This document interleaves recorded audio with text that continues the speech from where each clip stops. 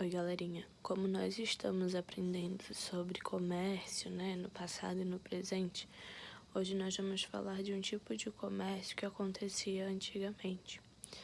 É a comercialização de pessoas. E a ideia central dessa aula é assim, ó, é que vocês entendam que há um tempo atrás era comum, era legal, era uma lei comercializar pessoas. E assim, nós vamos falar sobre a África, sobre a questão da escravidão, mas assim, o objetivo é mostrar que alguns processos históricos eles foram capazes de transformar as pessoas em mercadorias. E que isso foi feito em prol de um objetivo mercantilista e de um projeto dito civilizatório, ou seja, um objetivo de mercado, e que esse ato era normal, né? Essa prática ela gerou muitas consequências para os povos que assim foram tratados, né? Que foram tratados como algo para vender, como um objeto. Então, nós temos aí que com essas consequências nós temos as desigualdades, nós temos os racismos, nós temos discriminação.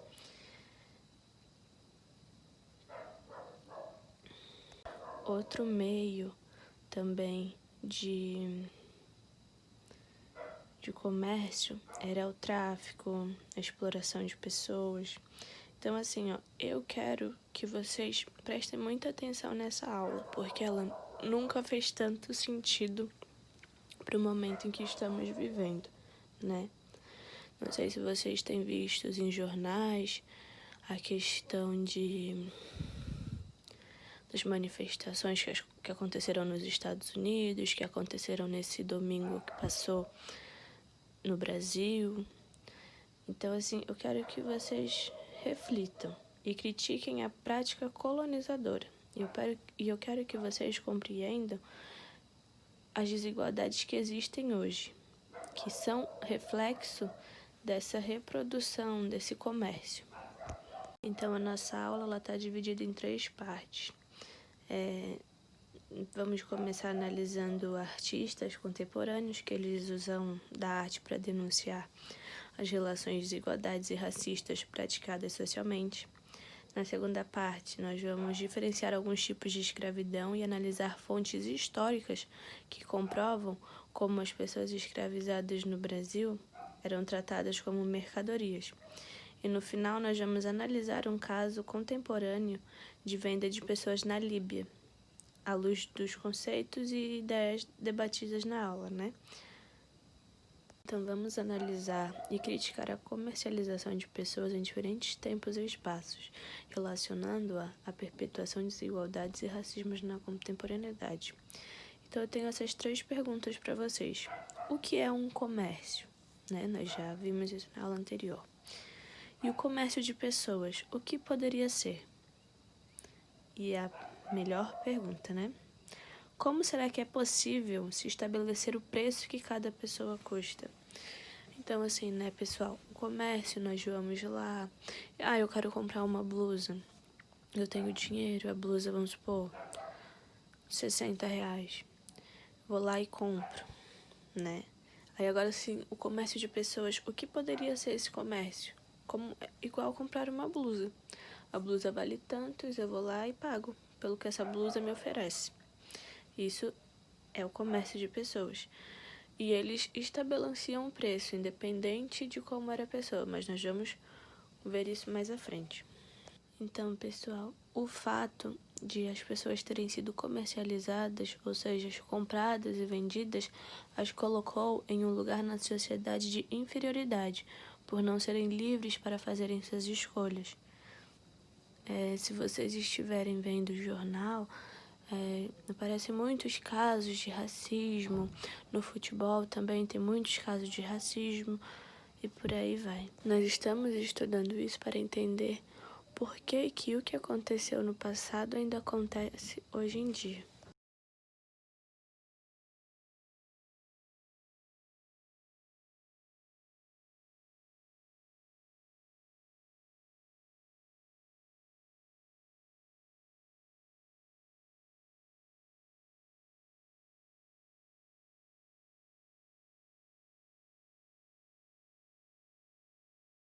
Vocês vão assistir um videoclipe agora e eu quero que vocês assistam com esses pensamentos.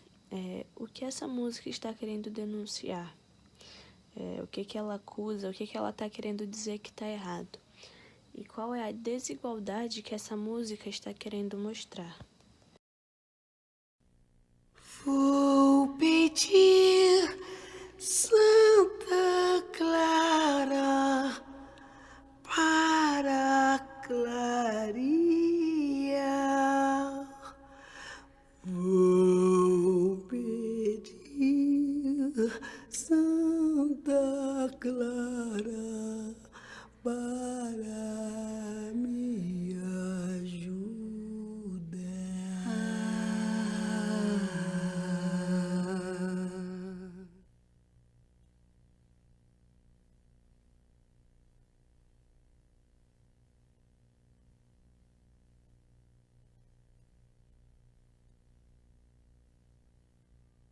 A carne mais barata do mercado é a carne negra.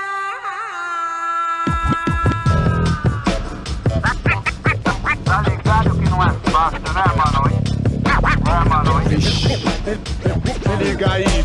A carne mais barata do mercado é a carne negra. A carne mais barata do mercado é a carne negra. A carne mais barata do mercado é a carne negra. A carne mais barata do mercado é a carne negra. Só cego não vê. Que vai de graça pro presídio e para debaixo do plástico. E vai de graça pro subemprego e pros hospitais psiquiátricos. A carne mais barata do mercado é a carne negra. Dizem por aí. A carne mais barata do mercado é a carne negra. A carne mais barata do mercado é a carne negra. A carne mais barata do mercado é a carne negra. Que fez e faz história segurando esse país no braço, meu irmão. O cabo aqui não se sente revoltado porque o revólver já está engatilhado. E o vingador é lento, mas muito bem intencionado. E esse país vai deixando todo mundo preto e o cabelo esticado. Mas mesmo assim ainda guarda o direito de algum antepassado da cor brigar sutilmente por respeito, brigar bravamente por respeito, brigar por justiça e por respeito. Pode acreditar. De algum antepassado da cor. Brigar, brigar, brigar, brigar, brigar. Se liga aí. A carne mais barata do mercado é a carne A negra. cara dura, só cego não vê. A carne mais barata do mercado é a carne negra. A carne mais barata do mercado é a A cara dura, carne só cego não vê. A carne mais barata do mercado é a carne Tá ligado que não é fácil, né? Mano? negra.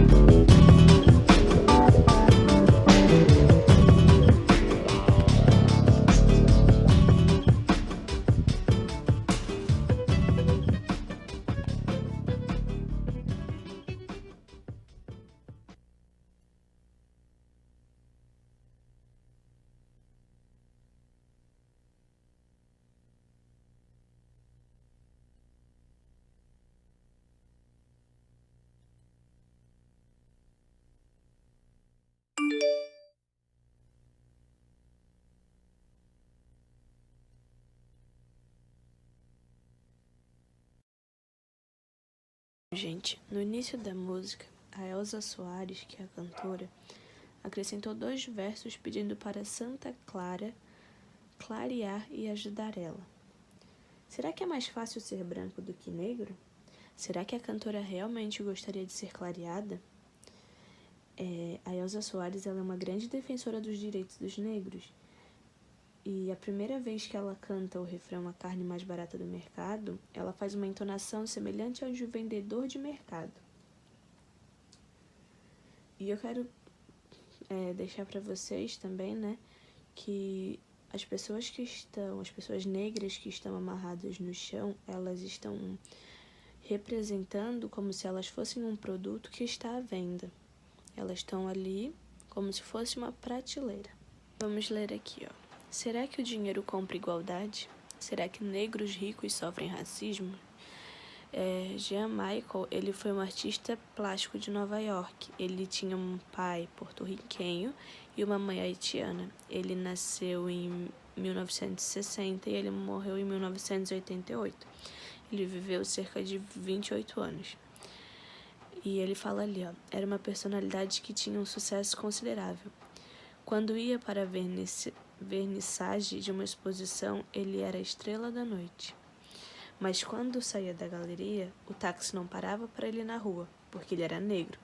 Basquiat viveu muito essa contradição. Então, ó, como a cantora, né, Elza Soares, e tem um cantor também, Seu Jorge, Basquiat não veio de uma família favorecida socialmente, né? Como já falei para vocês, ele era filho de um porto-riquenho e de uma haitiana, e ele morava em Nova York. Apesar de ele ter se tornado famoso, rico, bem-sucedido, ele continuava a sofrer racismo, tanto no meio social quanto no meio artístico. Então, assim, ó, realmente o racismo é muito forte, não importa se as pessoas são ricas ou não. Então, olha só, será que o dinheiro ele dá para comprar a igualdade? O dinheiro ele consegue comprar com que uma pessoa que não foi escravizada, comercializada há muitos anos atrás, seja igual a quem não sofreu isso, a uma raça que não sofreu isso? Será que os negros continuam a sofrer racismo? Eu deixo isso para vocês pensarem. Uma parte da história do comércio de pessoas do continente africano. Vamos ler esse trecho de um texto. Desde o século VII e por mais de 1.200 anos, a África foi o principal cenário do tráfico humano mundial. O sistema escravista, implantado no continente africano pelos países europeus, desencadeou a comercialização em massa de seres humanos em mais de 20 milhões de africanos escravizados ao redor do planeta. Então, a escravidão, ela não aconteceu só no Brasil, ela não aconteceu só nos Estados Unidos, foi em todo o nosso planeta. E segundo o texto, a escravização e comercialização de pessoas da África, ela se inicia no século VII, ou seja, muito antes dos colonizadores europeus, mais especificamente portugueses, neste continente, né? Se fizerem as contas, vocês verão que por mais de 1.200 anos, significa que até o século XX, nós estamos no século XXI, essa prática ainda era presente nesse continente. A comercialização colonizadora foi uma prática corrente entre os povos que se consideravam superiores e dignos de subjugar. Eles se achavam dignos de julgar os outros povos, de dominar, escravizar aqueles que eles consideravam inferiores. Nessa teoria, a prática, né, se deu sob a alegação, se deu pela desculpa de que eles estavam salvando as pessoas, as almas impuras, levando a palavra de Deus e trazendo a civilização para aquelas pessoas. Eles fizeram parte de um dos mais lucrativos negócios, né? O tráfico negreiro, como foi chamado, tornou-se um verdadeiro negócio nos séculos subsequentes, depois do século VII, VIII. subsequente à chegada dos europeus nas Américas. Se hoje em dia, lá voltando, a Elza Soares canta que a carne mais barata do mercado é a carne negra, nós vamos dizer ironicamente, né, que durante muitos séculos a carne negra foi bastante valiosa, uma vez que o africano escravizado valia muito no mercado negreiro. Por outro lado, socialmente, foi um momento de extrema desvalorização das pessoas, ou seja, que a vida dele valia um tanto. Durante mais de 5 séculos, milhões de africanos vindos de diferentes partes do continente foram levados à força para trabalharem sob o regime de escravidão em diversas colônias europeias nas Américas, conforme podemos ver no mapa. Então, olha só, da Serra Leoa saíram 66.974 pessoas. Na Costa do Ouro, 80.597 pessoas. A Baía do Benin saíram 222.407 pessoas para serem escravas. Congo e Angola saíram 952.937 ali, que eu pulei. Na Baía de Biafra saíram 217.781 pessoas. Em Moçambique saíram 236.504 pessoas. E essas pessoas, elas... Na África ninguém fala a mesma língua. Por exemplo, em Angola e Moçambique eles falam português de Portugal. Em outros lugares eles falam inglês, eles falam o dialeto deles. É um continente muito grande, mas não quer dizer que nesse continente todo mundo fala igual, né? Como aqui o nosso continente, nós falamos, nós somos a América Latina. Nós no Brasil, nós falamos português por causa dos portugueses, porque nós fomos colonizados pelos portugueses. Na Argentina eles falam espanhol, porque eles foram colonizados por pessoas espanhóis, e por aí vai. Então, olha só, escravos que chegaram nos Estados Unidos, 47.000. Em Cuba, chegaram 502.998. Na Jamaica, que por mais que seja um lugar onde a maioria das pessoas são negras, chegaram 69.000. Na Guiana, 65.949.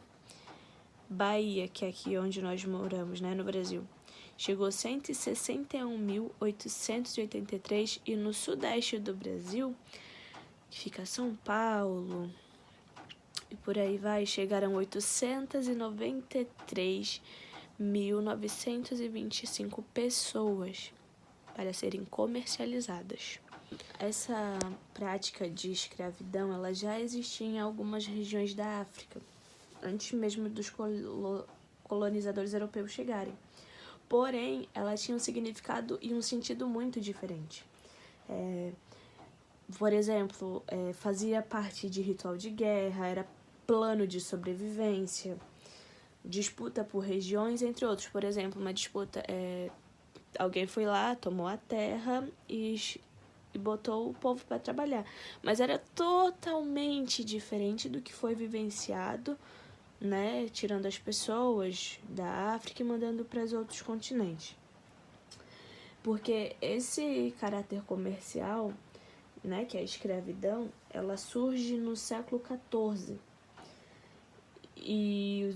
Ou seja, os africanos, eles não estavam escravizando as pessoas como mercadorias, era só para trabalho, né? As pessoas não eram vendidas. Essa foi a nossa aula de hoje. Eu espero que vocês tenham entendido toda a situação de desigualdade que o nosso país e outros países passam por questão dessa comercialização de pessoas vindas da África. Por que muitas pessoas negras sofrem racismo, são discriminadas.